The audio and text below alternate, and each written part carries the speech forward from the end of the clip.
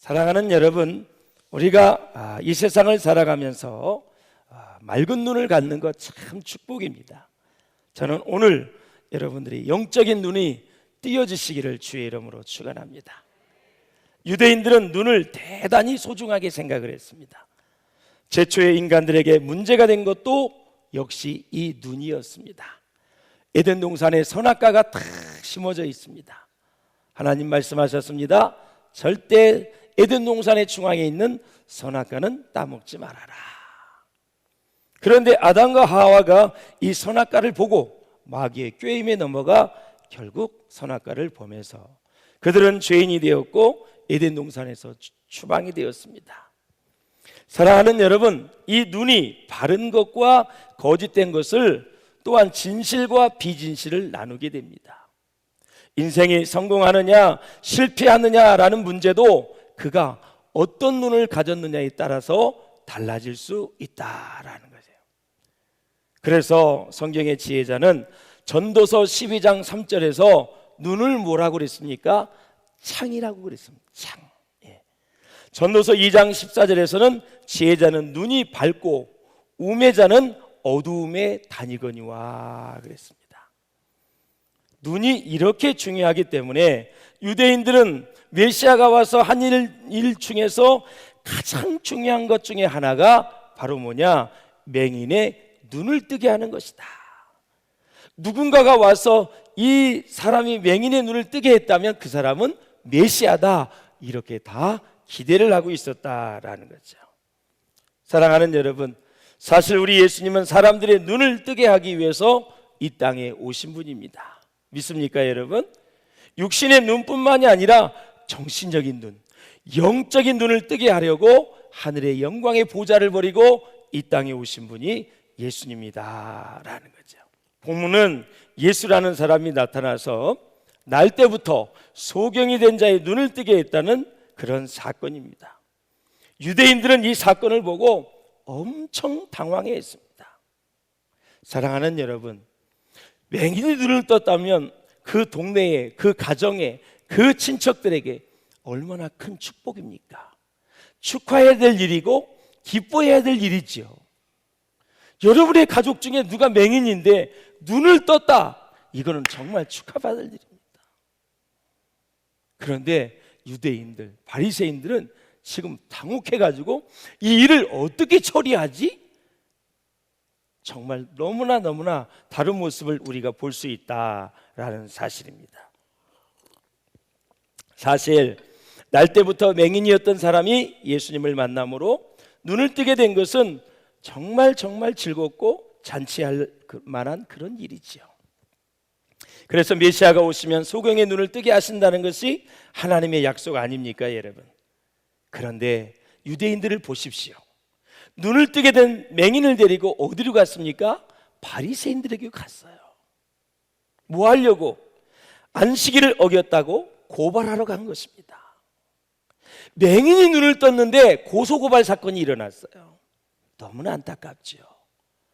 보나마나 누가 영안이 열렸고 누가 영안이 눈이 닫혀져 있는지, 맹인인지를 알 수 있는 것입니다.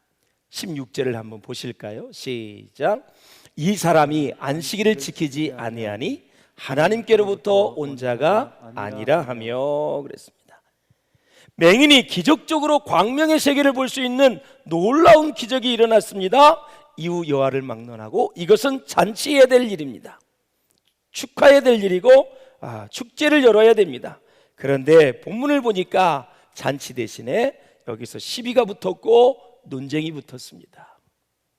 이렇게 영적으로 맹인이 되면 좋은 일도 좋은 일로 받아들이지 못하고 결국은 시비가 붙고 마귀가 틈을 탈 수밖에 없다라는 거죠. 이 바리새인들은 기뻐하기는커녕 쟁론을 벌였고요. 그리고 바리새인들은 안식일에 병을 치료하는 것은 자기들의 율법에 보면 죄라고 딱 규정을 해버리고 말았습니다. 예수님은 죄인이 된 것입니다. 맹인의 눈을 뜨게 하고도 죄인이 된 것입니다. 어찌하면 좋습니까 여러분? 뿐만 아니라 바리새인들은 안식일에 일을 하는 사람에게는 능력이 나타날 수 없다고 생각을 했어요. 그래서 어떻게 하면 저 맹인을 감출 수 있을까? 그리고 눈을 떴다는 사실을 알리지 않았으면 좋겠다라는 그런 생각을 가지고 있다라는 거죠. 사랑하는 여러분, 사람이 하나님의 계명을 지키는지의 여부는 그가 하나님께 속했는지 속하지 않았는지를 판단하는 기준이 될 수 있다라는 거죠. 자, 바리새인들이 생각하기에 예수님은 안식일 규정을 어긴 분이었습니다. 하지만 중요한 것이 있잖아요, 여러분. 계명의 정신이 중요한 거죠. 계명의 정신이 무엇인가? 사람이 안식일을 위해 있는 것이 아니라 안식일이 사람을 위해 있는 것입니다, 여러분. 믿습니까, 여러분? 예. 그렇다면 안식일의 초점은 어디에 있을까요? 회복에 있습니다, 여러분. 회복. 이 안식일 주일은 우리가 회복하는 날이에요. 6년 동안 농사를 짓고 7년째 되는 땅도 안식해야 돼요. 너 수고했다. 얼마나 많은 열매를 맺었니? 땅의 양분이 다 사라져 버렸어요. 1년 동안 쉬게 해서 다 토지를 좋게 해서 다시 농사를 지으면 그렇게 농사가 잘 되는 거죠. 지금은 비료가 있고 여러 가지 거름이 있기 때문에 쉬지 않고 농사를 짓습니다. 희년 50년이 되면 다 노예 종들이 회복이 되어져요. 빼앗겼던 땅도 다 회복이 되어져요. 안식일의 초점은 회복에 있다. 요한복음에 따르면 예수님이 안식일에 사람을 온전하게 하신 것은 안식일 규정을 어긴 것이 아니라고 우리에게 말씀하고 있어요. 그러므로 사랑하는 여러분, 우리가 이 땅에 살아가면서 꼭 기억해야 될 많은 것들이 있습니다. 우리가 말씀을 접하면서 정말 율법주의에 빠지지 말아야 한다는 것입니다. 당시의 유대교는 수많은 초막절을 지켰어요. 보세요. 광야에서 40년 지켰지요. 여러분, 가나안 땅에 가서 포로로 잡혀까지 890년이에요. 그 오랜 세월 동안 초막절을 지켰지만 단 한 명도 맹인의 치료받지 못했어요. 그런데 우리 예수님이 오셔서 눈을 열어주셨어요. 그래서 예수님은 진정한 세상의 빛이 되셨고 유대교의 초막절을 온전케 하신 메시아가 되셨다라는 거예요. 자, 바리새인들이 맹인에게 묻습니다. 눈을 뜬 맹인에게 물어요. 시작. 너는 그를 어떠한 사람이라 하느냐? 대답하되 선지자니이다. 이 바리새인들이 이 눈뜬 맹인을 찾아왔어요. 너는 그 사람을 누구라 생각하냐? 그러니까 선지자다. 이렇게 묻는 것도 예수가 메시아일 수가 없다는 사실을 온 천하에 드러내고 싶은 것입니다. 이 눈뜬 맹인은 바리새인들이 계속해서 겁박을 하고 협박을 하고 예수가 별것 아닌 사람으로 말하도록 유도를 했지만 그는 소신 있게 예수님에 대해서 선지자다, 나중에는 하나님의 아들로까지 고백을 하게 되지요. 사랑하는 여러분, 체험이 있는 신앙은 이렇게 강한 것입니다. 예수님을 인격적으로 깊이 만날 수 있기를 주의 이름으로 축원합니다. 할렐루야. 힘 있는 신앙이 되기 위해서는 내가 직접 체험을 해야 되는데 무엇을 체험해야 되느냐? 예수님이 나의 죄를 대신해서 죽어주신 것을 깊이, 높이, 넓게 체험을 하셔야 됩니다. 유대인들이 바로 메시아가 오기를 간절히 기다렸습니다. 얼마나 기다렸는지 몰라요. 처참하게 바벨론 포로 갔다 왔지요. 중간기 400년 동안 하나님의 묵시와 예언의 말씀이 없었지요. 로마의 지배를 받아서 완전히 피지배 민족, 식민지가 되었지요. 이제는 소망이 없는 민족이에요. 그러니까 메시아를 기다릴 수밖에 없었어요. 그러나 그들이 기대했던 메시아는 자기들의 기준에 맞지 않는 거예요. 그들의 메시아 상이 있습니다. 유대교에 열심히 있어야 되고 안식일을 잘 지켜야 되고 지배받는 이 로마의 지 상황에서 아주 싸움을 잘해서 로마에서 다 벗어나게 해야 되는 사람, 독립심에 불타는 그런 메시아, 이런 사람의 기준이 있었어요. 거기에 부합하지 않으면 그들은 메시아로 인정을 안 합니다. 그런데 그들은 구약의 말씀을 알고 있었어요. 맹인의 눈을 뜨게 하면 메시아로 인정을 해야 되고 알고 있었는데 알고 있음에도 불구하고 예수님을 메시아로 인정을 안 합니다. 이유는 뭐냐? 자기의 기득권 자리가 빼앗길 거기 때문에. 결국 들어가 보면 다 돈과 연결이 되어 있습니다. 절대 빼앗기기 싫고 인기가 다 예수님 거로 가니까 절대 용납을 할 수가 없죠. 본문의 맹인도 예수님을 알아가는 단계가 있었습니다. 처음에는 한 인간으로 이해를 했습니다. 말씀해 보니 뭐라 그랬어요? 예수라 하는 그 사람이 한 인간으로 생각을 했어요. 두 번째는 어떻게 했습니까, 여러분? 예수님을 초자연적으로 기적을 베푸시는 치유자로 이해를 했습니다. 그 사람이 진흙을 내 눈에 바르매 내가 씻고 보나이다. 그러고 나서는 또 이제 세 번째는 선지자라고 그랬죠. 한번 볼까요? 17절 대답하되 선지자니이다 하니 그랬어요. 그 다음에는 네 번째는 뭐라 그랬어요? 하나님께로 온 자다, 하나님의 아들이다. 시작. 이 사람이 하나님께로부터 오지 아니하였으면 아무 일도 할 수 없으리이다. 얼마나 믿음이 좋아요.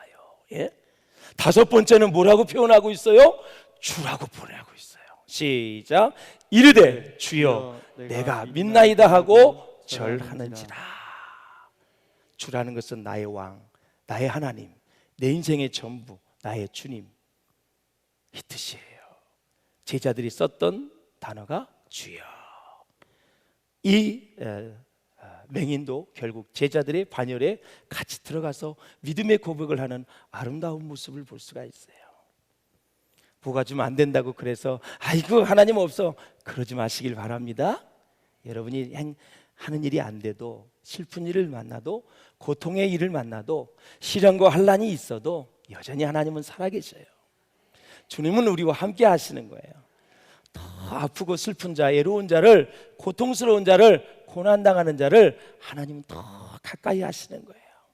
가까이 계신 분을 보고 아이 하나님 안 계셔, 이렇게 하시면 안 된다. 믿음이 없는 거지 안 계신 게 아니지.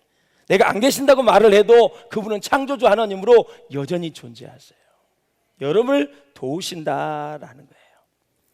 사랑하는 여러분, 이제 바리새인들은 다 맹인을 불렀더니 자기가 원하는 대답을 못 얻었어요. 그러니 이제 부모를 신문합니다. 참 나쁜 사람이에요.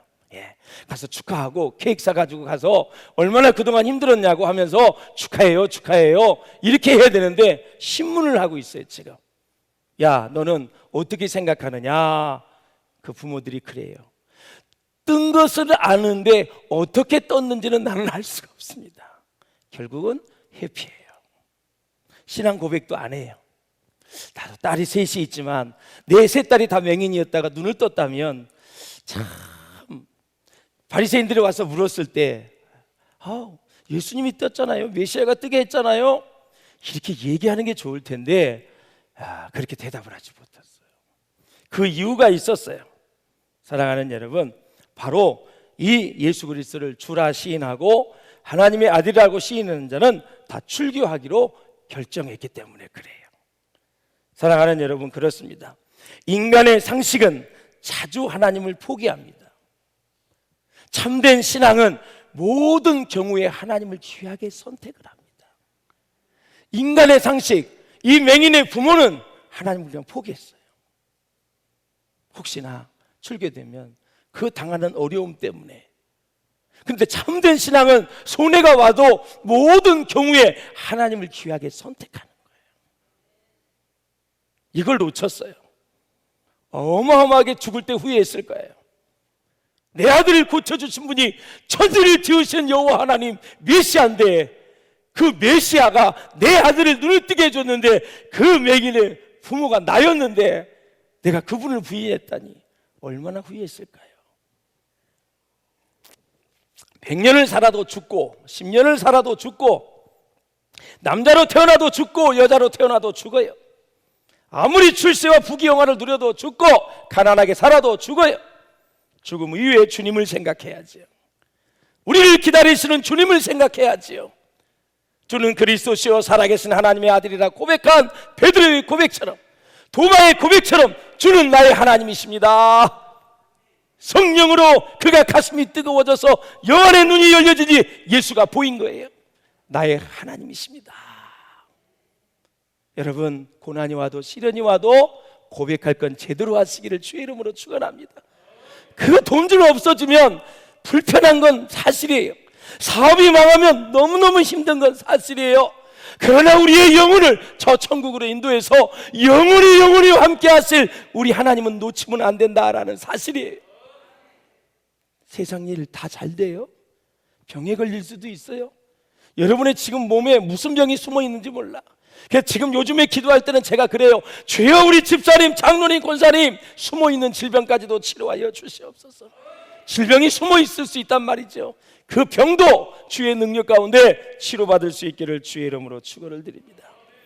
그렇습니다. 사랑하는 여러분, 당시에 여러분 이 눈먼 자들이 참 많이 있었는데 정말 이 눈뜬 이 사건을 통해서 놀라운 지각 변동이 일어났잖아요.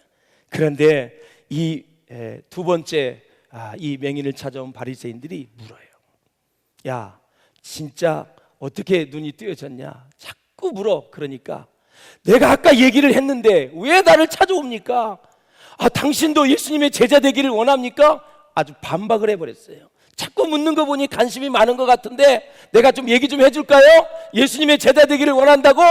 그러니까 화가 나서 출교를 시켜버렸어요. 그 당시에 출교하게 되면 어려움이 따르는데 이런 어려움이 따라요. 첫째, 이스라엘 백성들에게 가해지는 최고의 형벌이고요. 출교를 당한 자는 영원히 성전에 들어갈 수가 없어요. 직장도 가질 수가 없어요. 어떤 법적 보호도 받을 수가 없어요. 예를 들어 길을 가다가 강도에게 억울하게 맞았어요. 피범벅이 됐어요. 그래도 법적인 도움을 받을 수가 없어요. 일반적인 교제도 할 수가 없어요. 그 사람이 죽으면 그를 위해 곡도 할 수가 없어요. 이 정도로 출교를 당하면 그는 사회에서 매장이 되는 거예요. 그러니까 그의 부모가 모른다고 얘기한 거예요. 그러나 이 맹인은 나를 눈을 뜨게 해주신 분은 바로 예수님이다, 메시아다라고 얘기를 한 거예요. 사랑하는 여러분, 그렇습니다. 자, 그런데 출교를 당했잖아요.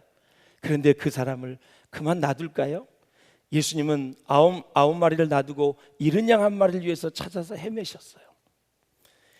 출교를 당했다는 소식을 듣고 우리 주님은 이제 찾아갑니다. 그를 만나 주셨습니다. 그런데 그의 부모를 신방했다는 얘기는 없어요. 성경에 더 이상 등장하지 않습니다.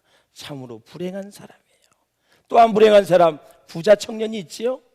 다 팔아서 가난한 사람을 주고 나를 따르라 슬픈 기색을 띠고 그는 멀리 예수님 곁으로 떠나가 버리고 말았어요. 이렇게 어떤 기회가 있을 때 우리의 신앙의 아름다운 모습을 보여줄 수 있기를 주의 이름으로 축원합니다. 사랑하는 여러분, 그렇습니다. 예수님은 자신의 대속적 죽음을 예언할 때 항상 인자라는 호칭을 쓰십니다. 메시아의 과업이 뭐예요? 메시아가 해야 될 일이 뭐예요? 바로 세상 죄를 지고 가는 하나님의 어린 양으로서 스스로를 인류 구원을 위한 속죄 제물로 내어주시는 것입니다. 맹인은 바리새인들에게 말합니다. 당신들은 내가 이미 말을 했어도 듣지 않고 계속 질문하는 것을 보니 혹시 그 사람의 제자가 되고 싶어서 그러는 거 아니냐 그랬어요. 그래서 출교를 당했다고 말씀을 드렸습니다. 자, 이 바리새인들이 뭐라 그러는지 28절, 29절을 한번 같이 읽어보겠습니다. 시작. 그를 욕하여 이르되 너는 그의 제자이나 우리는 모세의 제자라. 하나님이 모세에게는 말씀하신 줄을 우리가 알거니와 이 사람은 어디서 왔는지 알지 못하노라. 이게 바리새인이 한 얘기예요. 어디서 왔는지 모른대. 굉장히 바리새인들은 자존심에 상처를 입었어요. 사랑하는 여러분, 바리새파 사람들은 언쟁을 벌이다가 흥분한 나머지 결국 욕까지 하는 것을 우리가 볼 수 있어요. 사랑하는 여러분, 이 세상에는 육신의 눈은 떴지만 신령한 눈을 뜨지 못한 자들이 얼마나 많이 있는지 몰라요. 영안을 뜨지 못한 자는 진리와 진실을 보고도 어디서 왔는지 모르는 것입니다. 그렇기 때문에 중요한 것은 육신의 눈, 육안이 아니라 영안인 줄로 믿습니다. 신령한 눈을 떠야 됩니다. 영적인 눈을 떠야 됩니다. 그 눈이 열리면 몇 가지가 구분이 돼요. 성가하게 쫙 구분이 되고 진리와 비진리, 본질과 비본질, 그리고 옳고 그름, 여기서 이 말을 해야 될지 어떤 말을 해야 될지 다 분별이 되어지는 거예요. 그래서 어찌됐든 여러분 관계를 잘 할 수 있는 말을 할 수 있기를 주의 이름으로 축원합니다. 예수님 보십시오. 얼마나 명확관한지 39절을 읽어보시길 바랍니다. 시작. 예수께서 이르시되 내가 심판하러 이 세상에 왔으나 보지 못하는 자들은 보게 하고 보는 자들은 맹인이 되게 하려 함이다. 보지 못하는 자들, 맹인은 육체적인 눈도 보게 하고 영적인 눈도 열어서 하나님의 세계와 믿음의 세계를 보게 하고, 지금 본다고 하는 자들, 바리새인들은 다 보지 못하게 한다. 육신의 눈은 보지만 영적인 눈이 가려져 있기에 그들은 심판 앞에 설 수밖에 없다. 그래서 어거스틴은 이런 말을 했어요. 같이 봅니다. 시작. 이 맹인은 흑암 속에 살아가는 인류를 대표하고 있다. 만일 맹인이라는 의미가 불신앙을 뜻하는 것이라면 그가 눈을 뜬 것은 구원에 이르는 믿음을 갖게 된 것을 뜻한다라는 거예요. 사랑하는 여러분, 말씀을 맺겠습니다. 예수님은 말씀하셨습니다. 맹인이 맹인을 인도하면 둘 다 구렁텅이에 빠질 수밖에 없다. 여러분, 죄를 모르는 사람은 맹인이 될 수밖에 없습니다. 잘 기억하셔야 돼요. 왜? 죄는 인간의 정신과 감정과 생명 전체에 치명적인 영향을 미치기 때문에 그래요. 그래서 죄에 대해서 두려워하고 무서워하고, 죄를 지으면 반드시 심판이 있고, 그리고 생명 전체에 치명적인 영향력이 있다라는 것, 영안이 눈이 열려야 이것이 내 마음 가운데 다가오는 거예요. 두 번째, 사단을 모르면 이것도 역시 영적인 맹인입니다. 왜냐하면 사단은 인간의 타락한 감정을 뒤에서 자극을 하고 부추겨서 심각한 상태를 만들어 그 심령을 파괴하고 인생을 멸망시키는 것입니다. 그래서 여러분, 이 사단을 모르면, 마귀를 모르면, 귀신을 모르면 영적인 맹인입니다. 반드시 어둠의 길을 갈 수밖에 없어요. 뿐만 아니라 하나님의 축복을 알아야 돼요. 하나님의 축복이 뭐냐? 축복을 모르는 사람도 맹인입니다. 하나님은 우리의 인생의 주인공이 되시고 우리에게 힘을 주시고 우리의 영혼을 살리시고 우리를 정말 살리시고 지키시고 도우시는 분이다. 할렐루야. 이걸 아셔야 돼요. 인간은 죄에 빠진 후에는 반드시 어두워지기 때문에 영적인 맹인이 될 가능성이 많이 있어요. 그리고 하나님의 은혜를 모르면 이 사람도 영적인 맹인입니다. 여러분, 모든 은혜는 값없이 우리에게 다 주신 줄로 믿습니다. 구원과 믿음과 우리의 능력과 권세, 모든 것 다 하나님의 은혜예요. 이걸 모르는 자도 영적인 맹인이다라는 거죠. 그러므로 사랑하는 여러분, 네가 인자를 믿느냐? 마지막 예수님이 딱 말씀했죠. 인자는 에스겔서에 보면은 메시아를 얘기하는 겁니다. 주여, 그가 누구오니이까? 내가 믿고자 하나이다 그랬습니다. 그렇다면 신앙은 뭘까요? 아무거나 믿는 것이 아니고 누군가를 믿는 것인데 예수를 믿어야 되는 것입니다. 37절 보실까요? 시작. 예수께서 이르시되 내가 그를 보았거니와 지금도 말하는 자가 그이니라. 세상에 바로 앞에서 내가 메시아야. 이야, 얼마나 큰 축복을 받았어. 믿겠다고 하니까 딱 예수님이 내가 메시아야. 너 진짜 멋져.